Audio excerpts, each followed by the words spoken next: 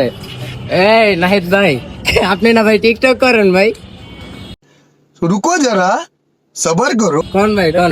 সে যে প্রতিবন্ধী ভাইয়া, প্রতিবন্ধী।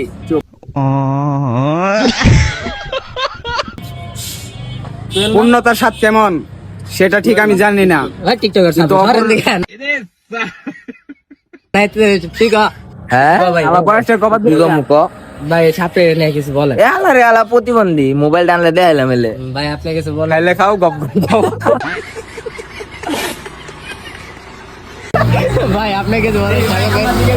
ধন্যবাদ। এই যে আমি